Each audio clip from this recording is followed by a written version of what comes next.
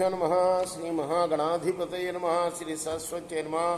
భక్తులారా, వాల్మీకి మహర్షి రచించిన శ్రీమద్ రామాయణం యథాతథంగా చెప్పుకున్నాము. ఇందులో భాగంగా నిన్నటి వరకు బాల, అయోధ్యారణ్య, కిష్కింధ, సుందర యుద్ధకాండలు పూర్తి చేసాం. ఉత్తరాఖండలోని 17 సర్గలు పూర్తి చేసి 18వ సర్గలో 21వ శ్లోకం వరకు చెప్పుకున్నాం. 22 నుండి కొనసాగించే ముందు వాల్మీకి మనిషిని ప్రార్థన చేసుకుందాం. పూజంతన్ రామ రామేతి మధురం మధురాక్షరం ఆరుహ్య కవితా శాఖాం వందే వాల్మీకి కోకిలం. సదా నింబవృక్షస్య మూలాధివాసాత్ సుధాశ్రావిణం తుక్తమప్రియ ప్రియంతం తరుం కల్పవృక్షాదికం సాధయంతం నమామీశ్వరం సద్గురుం సాయినాథం. శ్రీ సచిదానంద సద్గురు సాయినాథ మహారాజ్ కీ జై.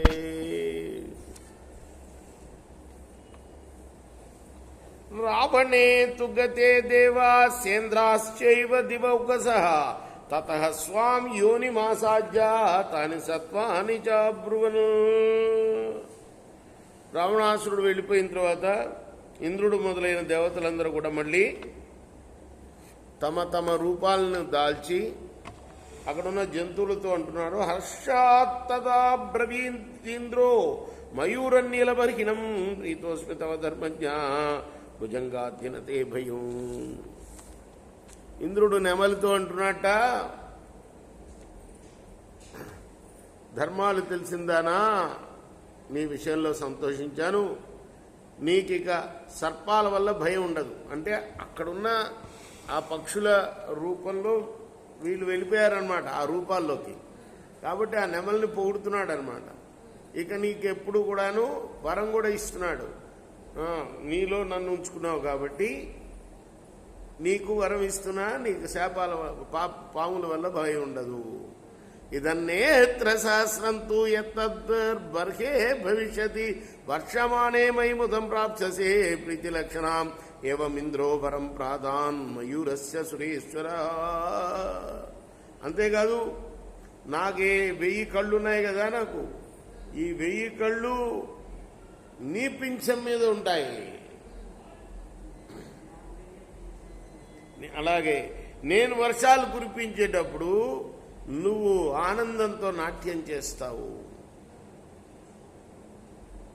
ఇలా ఆ దేవతలకు ప్రభు అయిన ఇంద్రుడు నెమలికి వరాలిచ్చాడు.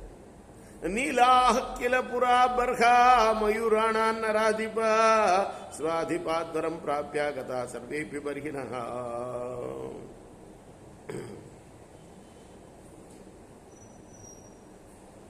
మామూలుగా అయితే నెమలి పింఛాలు నల్లగా నీలంగా మాత్రమే ఉండేవిట అదివరకు. ఆ తర్వాతే ఈ విధంగా ఆయన కళ్ళు ఇచ్చేసిన తర్వాత ఆ విధంగా కనపడుతున్నాయి ఇప్పుడు నెమళ్ళు అని. రాజా అని ఎవరికి చెప్తున్నాడు ఇదంతా? అగస్త్యులు వారు, రాములు వారికి. ధర్మరాజో బ్రవీద్వాక్యం ప్రాగ్వంశే వాయసం ప్రతిం పక్షం తవాస్మి సుప్రీత ప్రీతస్య వచనం శృణు. ఇక యముడు ఎవరిలోకి వెళ్ళిపోయాడు? కాకిలోకి వెళ్ళిపోయాడు. కాబట్టి కాకికి ఇస్తున్నాడు, నీ విషయంలో నేను సంతోషించాను, నేను ఒక మాట చెప్తాను విను. యథాన్యే వివిధై రోగై పీడ్యంతే ప్రాణో మయా తేన తే ప్రభవిష్యంతి మయి ప్రీతేన సంశయ. ఇతర ప్రాణులన్నింటినీ నేను రోగాలతో పీడిస్తూ ఉంటాను, కానీ నీకు మాత్రం రోగం అనేదే ఉండదు. కాకికి వరంట. అందుకోసం ఏమంటారు? కాకిని చిరాయువు అంటారు. అదేదో ఈ ఎలక్ట్రిక్ స్తంభాలకు కొట్టుకొని చావాల్సిందే తప్పితే అది చావు లేదనమాట దానికి. అది అంటే ఎందుకంటే దానికి ఈ రోగమే లేదు కాబట్టి. మృత్యుతస్తే బహిర్నాస్తి వరాన్ మమ విహంగమా యావత్వాం న విద్దేశ్యంతి నరాస్తావత్ భవిష్యసి.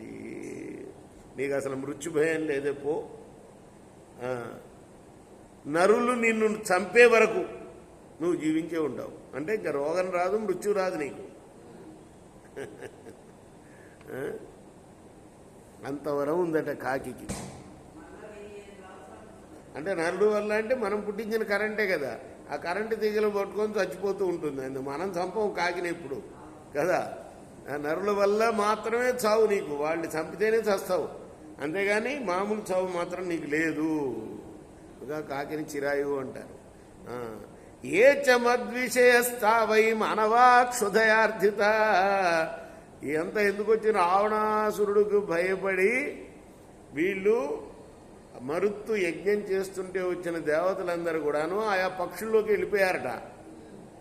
ఆ పక్షులు వీళ్ళని భరించినందుకు ఆయా వరాలు, ఆయా దేవతలు ఆ పక్షులకు వరాలు ఇచ్చినాయి అన్నమాట. అది చెప్తున్నారు. ఇది ఎవరికి చెప్తున్నారు? అగస్త్యుల వారు రాముల వారికి చెప్తున్నారు. ఏ చమద్విషేస్తా వైమానవాక్షుదయార్థత త్వయి భుక్తే సంతృప్తే భవిష్యంతి సబాంధవా. ఇంకొకటి, నీకు కనుక భోజనం పెట్టారనుకో మానవులు, వాళ్ళు ఆకలితో ఉన్న మానవులందరికీ భోజనం పెట్టినట్టే లెక్క. బంధువులందరూ కూడా తృప్తి పొందుతారు. వరుణస్త్వబ్రవీద్ధం సంగంగా తోయ విచారిణం శ్రూయతాం ప్రీతి సంయుక్తం తథా పత్ర రథేశ్వరం. అందుకోసమే కాకి పిండం పెడతారు తద్దినం రోజు, ఒక ముద్ద కాకి పిండం అని. దానికి పెడితే అందరికి పెట్టినట్టేట తృప్తి. అంటే తద్దినం రోజున అదొక ఆచారం. అది ఇక్కడ చెప్పబడింది. ఇది మా యమధర్మరాజు ఇచ్చిన వరం అనమాట. అది వర్ణో మనోరమ సౌమ్య చంద్రమండల సన్నిభ భవిష్యతి తవోదగ్ర శుద్ధఫేన సమప్రభ. నీ రంగు ఇంకెవరు? వరుణుడు వరం ఇస్తున్నాడు. ఎవరు? హంసలోకి వెళ్ళిపోయాట వరుణుడు. వరుణుడితో ఇస్తున్నాడు. వరుణుడు ఇస్తున్నాడు ఆ హంసకి, నీ రంగు మనోహరము, సుందరము, చంద్రమండలంతో సమానము, ఉత్తమము, పరిశుద్ధమైన నిరుగు కాంతి కలిగి ఉంటుంది అని హంసకి.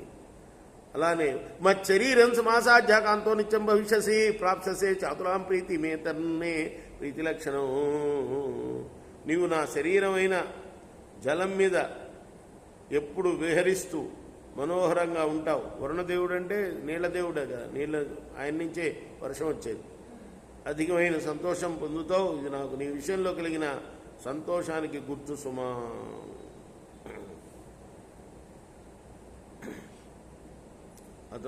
హంసానాం హి పురారామ నవర్ణ సర్వపాండుర పక్ష నీలాగ్ర సంవిత క్రోడా శశ్వాగ్ర నిర్మల. అంతేకాదు, పూర్వం హంసలు అనేవి తెల్లగా ఉండేవి కాదు.